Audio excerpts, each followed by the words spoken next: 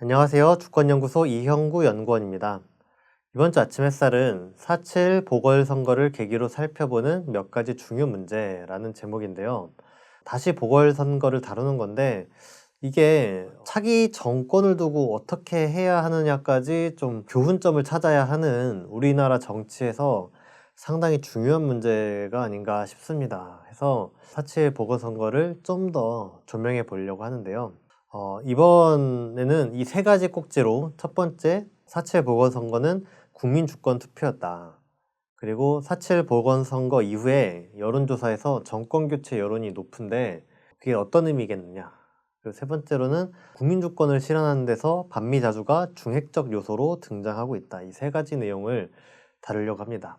잘 들어봐 주시면 감사하겠습니다. 그럼 첫 번째로 국민주권 투표였다라는 건데요. 4.7 보궐선거에서 가장 중요한 문제 아닌가 싶어요. 이 4.7 보궐선거에서 가장 중요하게 우리가 찾아야 될 교훈점은 이게 바로 국민주권 투표였다라는 겁니다.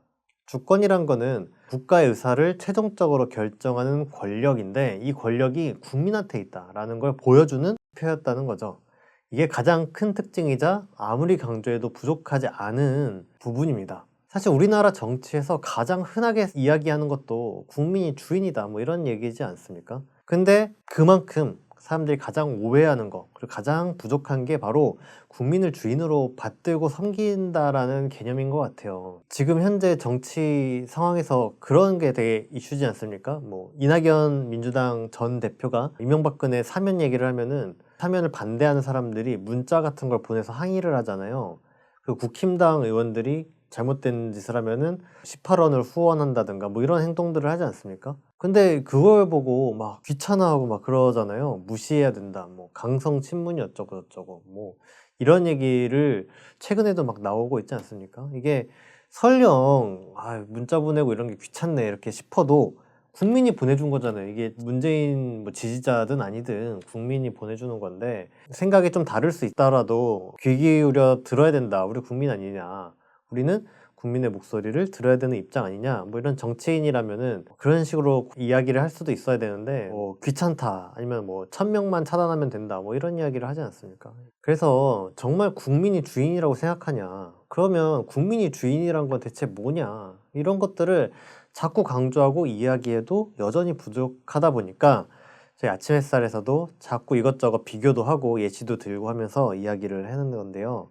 이번에 살펴볼 거는 두 가지 사례예요. 과거의 우리나라랑 지금의 투표를 비교해 주면서 국민이 얼마나 지금 주인으로 나서고 있는지를 살펴보고 미국이랑 비교해 보는 거 이렇게 두 가지로 살펴보려고 하는데요. 과거의 사례로 들 거는 1987년 대선입니다. 87년 대선은 국민이 군사독재 정권과 싸워서 직선제를 쟁취해서 치러지게 된 선거였죠. 뭐 비유하자면 박근혜를 탄핵시키고 대선을 치르게 된 거랑 비슷한 거예요. 물론 뭐 약간 다르지만 어쨌든 보수적폐 세력을 심판하고 이뤄지는 선거다라는 데서 크게 차이가 나진 않죠. 그래서 당연히 대선을 치르면은 민주화 운동을 했던 사람이 당선이 돼야 되는데 그때 당시 어땠습니까? 김대중 후보랑 김영삼 후보가 둘이 나눠져서 각자 출마를 했어요. 민주화 운동의 두 지도자가 단일화를 실패해서 둘 다 출마를 했는데 그러다 보니까 결국에 노태우가 당선되는 일이 있었습니다. 기가 막힌 일이었죠. 2017년 대선에서 문재인 대통령이 떨어지고 홍준표가 당선된 거랑 비슷한 일이 일어난 거예요. 얼마나 어이없는 일입니까? 그다음에 1992년 총선에서도 어이없는 일이 일어났어요. 김영삼이 노태우의 민정당 그리고 김종필의 공화당과 함께 합당해버린 거죠. 이른바 3당 합당인 겁니다. 김영삼 같은 경우에는 민주화 운동을 하던 사람이잖아요. 근데 노태우, 김종필 여기는 군사독재에 복무했던 사람들이지 않습니까? 그래서 같이 할 수 없는 사람들인데 합당을 해버린 거죠. 그래서 야합이라고 합니다. 근데 여기서 살펴보려고 하는 거는 김영삼은 부산 경남 지역이 지지 기반이었어요. 근데 이 부경 지역이 엄청나게 야성이 강했던 곳입니다. 이제 야성이라고 하면은 당시에는 계속 군사독재 정권이 집권하고 있기 때문에 야성이 크다라고 하면은 진보적이다, 뭐 민주운동 세력이다 이거랑 동음이어였던 거였거든요. 그래서 부경 지역을 두고 야도라고 불렸습니다. 야권의 도시다, 뭐 야성의 도시다 이런 식으로. 지금을 치면 강성 진보 지역이었던 거죠. 그래서 4.19 혁명 때도 마선에서 투쟁하다가 김주의 열사가 사망하고 그 사실이 알려지면서 4.19 항쟁이 일어난 거 아니에요? 그래서 이승만을 끌어내리기까지 했죠. 박정희를 끌어내린 것도 부마 항쟁이죠. 그래서 어떻게 보면 부산 경남 지역에서 두 대통령을 끌어내린 거예요. 엄청난 거죠. 근데 그 부경 지역이 김영삼을 지지하고 있었는데 그 김영삼이 노태우 일당과 합당을 하면서 보수로 돌아서니까 어떻게 됐습니까? 부경 지역이 보수의 아성이 됐어요. 그래서 1988년에는 민정당이 13석, 야당이 23석을 가져가는 야당이 이긴 선거가 치러졌는데 1992년에는 민자당이 부경 지역 39석 중 31석을 차지합니다. 완전히 보수가 지배를 하게 된 거죠. 이것도 참 기막힌 일이었다. 그러니까 상당히 강성 진보였던 지역인데 김영삼이라는 정치인을 지지를 하고 자신들이 지지하는 김영삼이라는 정치인이 변절을 하니까 그걸 따라간 거예요. 변절을 했는데도 그 김영삼을 쫓아서 같이 보수화되는 일이 있었다. 또 이 지역에서는 어떤 일이 있었냐면은 지역주의가 횡행하기도 했습니다. 지역주의란 게 박정희가 김대중 대통령을 공격하려고 퍼뜨리면서 시작됐다고 볼 수 있는데 김대중 대통령을 호남 빨갱이다, 뭐 호남 지역주의자의 빨갱이다 이런 식으로 공격을 한 거죠. 이게 지역주의에다가 반공 이데올로기를 섞어서 지역주의 자체를 하나의 이념화, 이데올로기화 한 거예요. 근데 이거를 이제 이용을 하는 거죠. 그래서 1992년 총선 때도 박근혜 정권의 비서실장이었던 김기춘이 당시 김영삼 세력이랑 만나서 초원복집이라는 곳에서 우리가 남이가 부산 지역, 경남 지역, 경북까지만 이렇게 딱 단결하면 안 되는 일이 없다. 이런 식으로 부산, 경남 사람들끼리 똘똘 뭉쳐보자 이런 지역주의 조장을 했다고 합니다. 그래서 선거를 치렀는데 이런 거에 휘둘렸던 거죠. 그래서 지역주의 투표를 하기도 했다. 이런 우리나라 사례가 있고 다음 사례로는 미국을 좀 살펴보려고 합니다. 미국에서 어떤 일이 있냐면은 진영 선거가 아주 굳어졌어요. 진영 선거란 게 뭐냐면 민주당 지지자는 민주당 뽑고 공화당 지지자는 공화당 뽑는 거죠. 당연한 거 같아 보이나요? 근데 정말 당연한지 좀 더 이야기를 해봐야 될 것 같아요. 뒤에 얘기를 더 하겠습니다. 하여튼 간에 미국은 그런 식인 거예요. 그래서 공화당이 아무리 잘못해도 공화당 찍는 사람이 일정 정도 있고 민주당이 아무리 잘못해도 민주당을 일정 정도 지지를 합니다. 그래서 이게 굳어져 있다 보니까 선거에서 공화당이 이기든 민주당이 이기든 표차가 얼마 안 나는 거예요. 예를 들면 2020년 대선 때 트럼프가 이제 막 나가는 정치를 하다 보니까 트럼프에 대한 심판 바람이 불었죠. 그래서 투표도 엄청나게 열기를 떴습니다. 표를 보시면은 투표율이 보통 50% 중반, 높으면 후반이지 않습니까? 근데 2020년 미국 대선에서는 투표율이 66.7%가 됐어요. 엄청난 거죠. 이게 트럼프를 심판하자라는 바람이 불었던 건데 선거 결과 보면 어떻습니까? 민주당 51에 공화당 47인 거예요. 4% 차인 거죠. 그러니까 아무리 많이 투표하고 바람이 불어도 표차가 얼마 나지 않는 겁니다. 투표 결과가 거기서 격이인 거죠. 그래서 선거를 해도 민주당 찍는 사람 45%, 공화당 찍는 사람 45%, 이 정도가 정해져 있고 나머지 뭐 2, 3% 정도를 가지고 공화당이 가져가냐 민주당이 가져가냐로 선거가 결과가 나뉘는 거예요. 그러니까 이게 완전히 진영이 굳어져 있다. 그래서 진영 투표가 돼 있다라는 거죠. 그럼 이제 우리나라 선거를 보자면은 우리나라에서는 2017년부터 국민이 주권을 실현하기 위해 투표하는 성향이 뚜렷해졌다는 겁니다. 그래서 이 주권을 실현하기 위해 투표하는 성향을 갖고 국민 주권 투표라고 표현을 해보겠는데요. 이게 어떻게 표현됐는지 좀 살펴보죠. 2017년 대선부터 보면은 방금에 살펴본 미국에서는 트럼프에 대한 반대 여론이 바람이 불어도 표 차이가 얼마 안 났다라는 걸 살펴봤는데 우리나라 선거에서는 어땠습니까? 박근혜를 탄핵시키고 일어난 그래서 적폐 세력들을 심판하자고 하는 선거가 됐죠. 2017년 대선이. 그 결과가 어떻게 됐냐면 문재인 후보가 1,300만 표를 얻었고 홍준표 후보가 780만 표를 얻었어요. 2배 정도 차이가 나는 겁니다. 이게 우리나라 선거 역사상 역대 최고 표차였다고 그래요. 이게 당연한가요? 그렇지 않은 거죠. 미국 사례 보면 알지 않습니까? 미국에서는 고작 4% 차이밖에 안 났는데 지금 우리나라 그렇게 차이가 많이 났다. 1987년은 어떻습니까? 유월항쟁으로 군사독재를 뒤집고 선거를 했는데도 졌잖아요. 그러니까 2017년 선거가 당연한 것만은 아닌 겁니다. 상당히 특이할 만한 선거 결과였다라는 거고, 그 다음으로 2018년 지방선거 때도 그렇죠. 이때 남북 정상회담, 북미 정상회담이 열리면서 평화 번영을 실현하자라는 바람이 크게 불었어요. 그래서 국민이 평화 번영을 추구하는 민주당을 정말 열광적으로 지지했고 미친 듯이 투표를 해줬죠. 반면에 평화 번영에 적대적인 국힘당을 아주 작사를 내놨어요. 그러니까 선거 결과를 보면은 광역자치단체장이나 광역의원 선거 결과를 보십시오. 8대2 정도로 82대 18%, 79%대 17%, 이게 압도적으로 이겼습니다. 이렇게 압도적인 선거를 하는 데가 아까 사례 보면 없죠.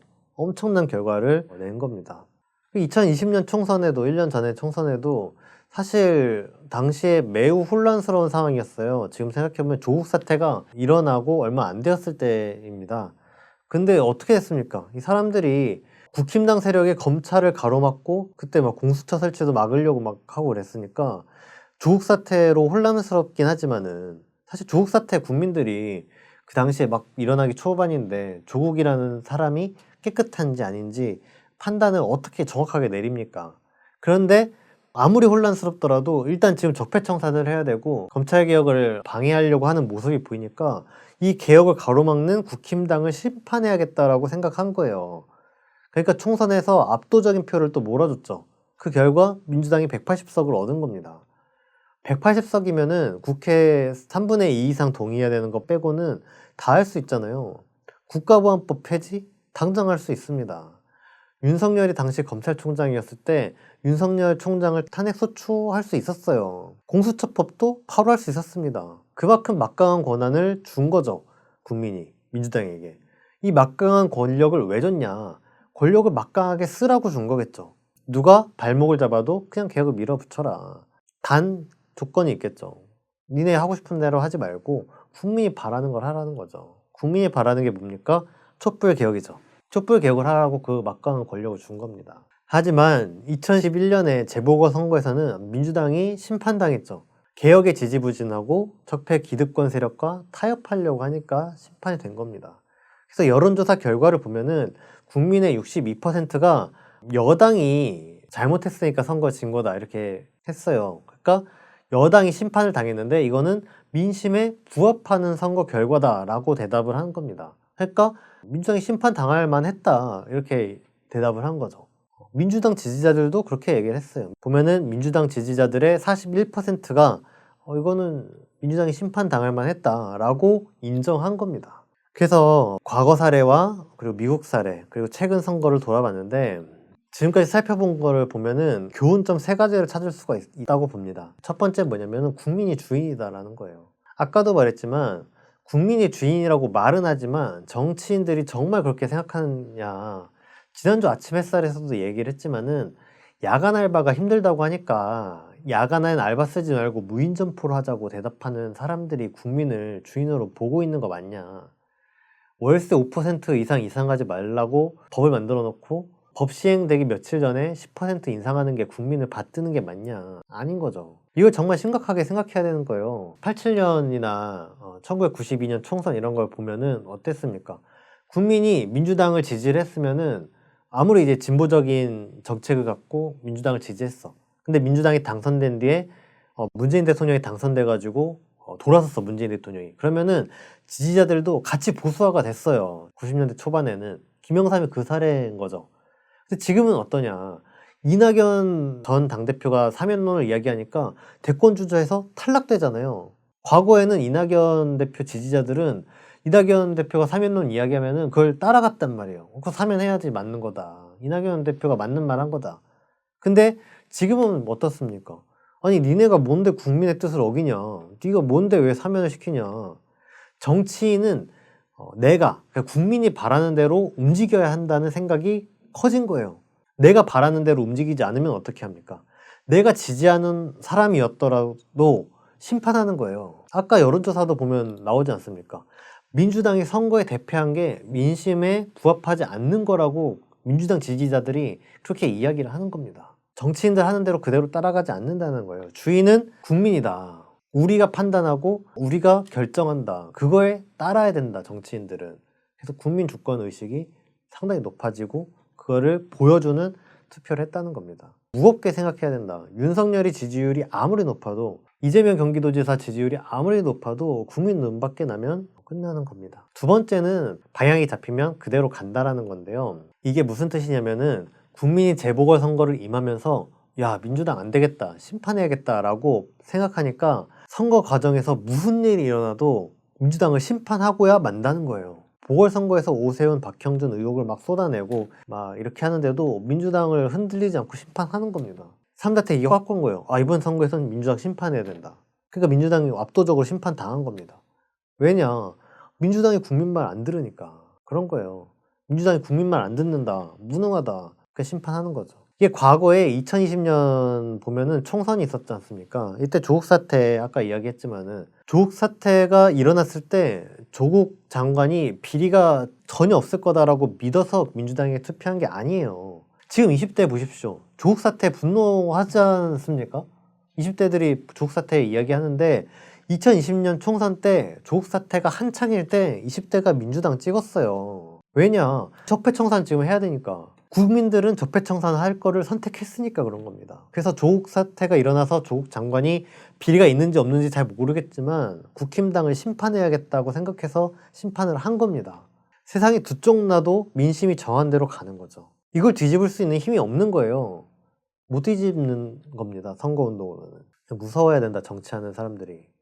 그래서 나경원이 선거 때 SNS에 이런 글을 썼어요. 박영선 후보가 어떻게 해도 이 여론이 안 뒤집히니까 박 후보의 심정을 아마 누구보다도 내가 잘할 것 같다, 뭐 이렇게 하면서 뭘 해도 안 되는 좌절과 외로움 말이다, 이렇게 얘기한 거예요. 자기네들 겪어봤거든요. 아무리 해도 동물국회 만들고 식물국회 만들고 삭발을 하고 단식을 하고 이래도 민심을 이길 수가 없었던 거죠. 민심이 안 돌아서는 겁니다, 뭘 해도. 박영선 후보가 딱 그런 모습이었던 거죠. 그러니까 그걸 보고 나경원이 동병상련을 늘렸던 거죠. 세 번째는 압도적이다. 민심이 정해지면 압도적인 결과를 낳는다. 뭐 51대 49로 아슬아슬하게 뭐 국힘당이 이기고 민주당이 지고 뭐 이런 게 아니라 8대 2, 6대 4 뭐 이렇게 나는 겁니다. 그러니까 국민이 왕인 거다. 이게 정말 무서운 게 국민이 민주당 지지하는 사람이랑 국힘당 지지하는 사람으로 구분돼서 어떤 사람은 무슨 일이 있어도 민주당 집 뽑고 국힘당 지지하는 사람은 무슨 일이 있어도 국힘당 지지하는 게 아니라 국민이 한 덩어리라고 할까요? 이번에 민주당이 국민의 말을 들었어야 되는데 안 듣네? 민주당 심판해 하면은 똘똘 뭉쳐 심판한다는 거다. 물론 고정 지지층도 있지만 이런 민심을 무섭게 여겨야 된다는 겁니다. 그 다음 두 번째로 여론조사에서 정권교체 여론이 높아졌는데 이게 무슨 의미냐라는 거예요. 이게 갤럽에서 발표한 여론조사인데요. 보면은 정권교체를 해야 된다, 다음 대통령 선거 때. 이 여론이 55%, 그리고 현 정권이 유지돼야 되니까 여당 후보가 당선돼야 된다라고 하는 게 34% 정도였습니다. 이 조사 한 개만 그런 게 아니고 계속 여러 가지 여론조사에서 비슷하거든요. 최근에는 오히려 더 커졌어요. 정권교체 60%, 유지가 31%. 그럼 이 여론조사 결과를 어떻게 봐야 되냐? 그럼 앞으로 대선에서 적폐 세력이 집권하게 되는 거냐? 그래서 이걸 살펴보자고 하면은 가장 먼저 따져볼 거는 지금 일단 34%의 지지를 여권이 가지고 있다는 거죠. 이거부터 봐야죠. 지금 민주당이 크게 심판받은 이런 상황 속에서도 34%는 민주당을 찍는다는 거예요. 이들은 어떤 일이 있어도 민주당 찍는 거죠. 콘크리트 지지율이라고 할 수 있죠. 거기에 뭘 봐야 되냐? 다음에는 정권교체 여론 55%를 이제 보자는 건데, 이 사람들 중에는 물론 국힘당을 지지하는 사람이 있겠죠. 보수 세력을 지지하는 사람도 있겠지만 또 뭐가 있습니까? 문재인 정부가 개혁을 제대로 안 한다.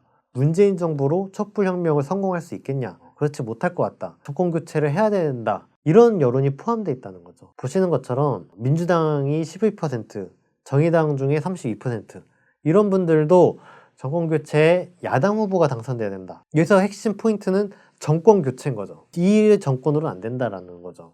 더 진보적인 정권. 그러니까 이분들은 국힘당을 지지하는 게 아니에요. 자기가 진보라고 생각하는 사람 중에서도 27%가 정권교체를 해야 된다고 이야기를 하는 거 아닙니까? 이거는 더 진보적인 정권이 들어서서 더 개혁을 하길 바라는 거죠. 그럼 어떻게 되냐? 민주개혁 세력 중에 지금처럼 미적지근하게 아니면 적폐와 타협하고 기득권과 손잡고 그러지 않겠다. 나는 철저히 촛불국민의 뜻에 따라 개혁을 해나가겠다라는 정치인, 정치 지도자가 있으면 큰 지지를 받게 된다. 일단은 34%의 지지를 받을 거고 그 다음에 정권교체를 해야 된다라고 생각하는 더 진보적인 정권이 들어서길 바라는 사람들의 표를 흡수하게 될 거라는 거예요. 결국 뭐냐?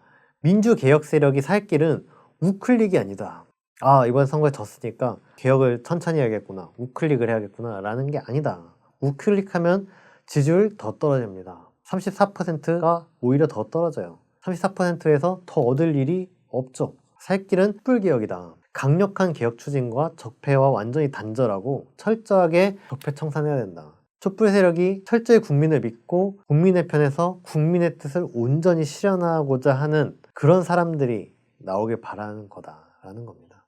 자, 세 번째로 국민주권 실현에서 반미자구가 중핵적 요소로 등장했다라는 거예요. 이건 뭐 사실 사전적인 의미를 찾아보면 당연한 말이긴 합니다. 주권이란 거는 대내적으로는 주인의 권리니까 국민이 최고다. 국민의 뜻이 실현돼야 돼. 뭐 이런 뜻이죠. 얼마 전에 보니까 박형준 부산시장이 박근혜가 최고 시민이었다. 그러니까 이 최고 시민이 감옥에 있어야 되냐 이런 식으로 말해서 무리를 빚었거든요. 그러니까 박형준 생각에는 국민보다 대통령은 더 최고 시민인 거예요. 시민 중에 최고. 왕인 거죠. 상왕.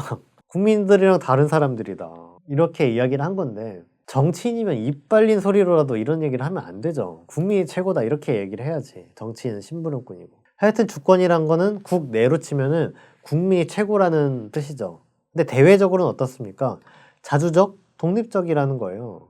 일제로부터 주권을 강탈당했으면은 우리나라가 우리 국민의 뜻에 맞게 나라를 운영하지 못하죠. 그래서 지금은 국민이 주권을 실현할 의지가 굉장히 높기 때문에 필연적으로 대외적으로는 자주적인 정책을 펴야 되는 거예요. 자기가 주인이라고 생각하는 사람이 미국이 방위비 분담금을 부당하게 인상하라고 요구를 했는데 이걸 순응할 수 없는 거죠. 그럼 내가 주인이 아닌 거죠. 근데 지금 미국은 어떻게 하고 있습니까? 이번 보궐선거를 앞두고 3월 30일에 인권보고서를 발간을 했어요.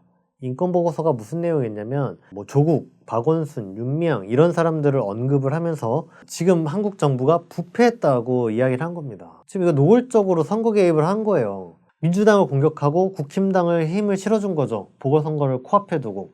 왜 그랬냐? 적폐 세력이 재집권하길 바라니까 이러는 겁니다. 사실 미국이 적폐 세력을 도와준 게 한두 번이 아니잖아요. 여기 기사를 넣었지만 해리 해리스 전 주한미 대사는 문재인 대통령이 종부자파들에게 둘러싸여 있다는데 어떻게 된 거냐 이런 식으로 막 이야기를 했어요. 이게 외교관이 할 소리가 아니잖아요. 의도가 있는 발언입니다. 미국은 문재인 대통령을 그렇게 바라보고 있다 라면서 국힘당을 지지를 해준 거죠. 윤석열도 그래요. FBI가 몇십 년 만에 윤석열 검찰총장을 만났습니다. FBI 국장이 방한을 해가지고. 이게 이런 일이 없었어요. 이것도 윤석열에게 힘을 실어준 거죠, 미국이. 그리고 또 뭡니까? 문재인 정부가 트럼프 대통령이 한국은 우리 승인 없이 아무것도 하지 않을 것이다 뭐 이런 얘기를 했는데 사실 문재인 정부가 임기 초에 국민의 지지를 받았던 거는 남북관계 때문이었어요. 한반도 정세. 뭐 문재인 대통령이 사실 경제나 이런 걸 잘한 적은 없거든요. 근데 남북관계가 워낙 좋으니까 문재인 대통령의 기대가 막 쏠렸던 거죠. 근데 그때 트럼프가 내정 간섭을 딱 한 겁니다. 우리의 승인 없이 한국은 아무것도 하지 않는다. 그때부터 아무것도 못했거든요. 문재인 대통령이 맨날 미국 가서 설득하고 뭐 통일부 장관 보내고 막 이랬는데 그러면 뭐합니까? 미국이 허가를 안 내주잖아요. 그런 일이 벌어졌는데 이 미국이 남북관계 발전을 바로 막으면은 무엇이 중요해집니까? 우리나라 정부가 어떻게 하느냐가 중요해지는 거예요. 미국은 반대해, 국민은 바래. 그럼 우리나라 정부는 어떻게 할 거냐? 이게 지금 중요한데 우리 국민은 정부가 어떻게 하길 바랬냐? 당당하고 자주적으로 나서길 바랬습니다.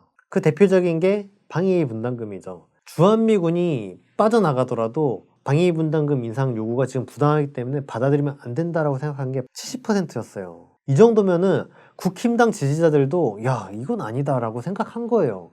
정말 소수 태극기 부대 성조기 들고 막 길거리에 나온 사람들 말고는 주한미군 감축하더라도 방위비 분담금 그렇게 인상하면 안 된다라고 이야기를 한 거예요. 이게 엄청난 겁니다. 사실 따지고 보면. 그리고 또 어떤 일이 있었냐면은 이 방위분담금을 이렇게 국민들이 반대하기 때문에 우리 대학생들이 미 대사관저, 미 대사가 살고 있는 그 집에 담을 넘어서 항의를 했어요. 그랬는데도 국민들이 학생들이 잘했다고 지지를 보내줬거든요.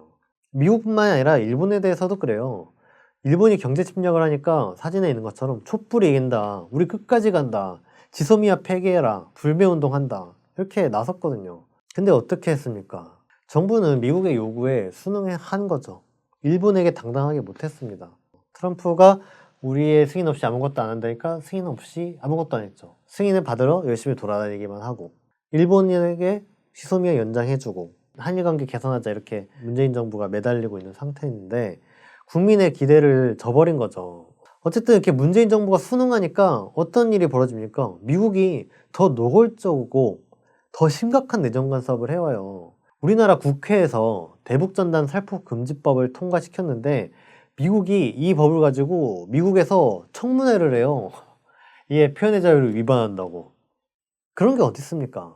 미국이 어떤 나라예요? 과거에 박정희가 집권했을 때 뭐 긴급 조치를 내려가지고 민주주의를 말살하고 유신헌법 발표하고 막 이랬을 때도 가만히 있었어요. 미국이 지지해주지 않았습니까? 근데 무슨 대북전단 살포가 무슨 심각한 표현의 자유를 억압한다고 자기네들끼리 청문회하고 그럽니까?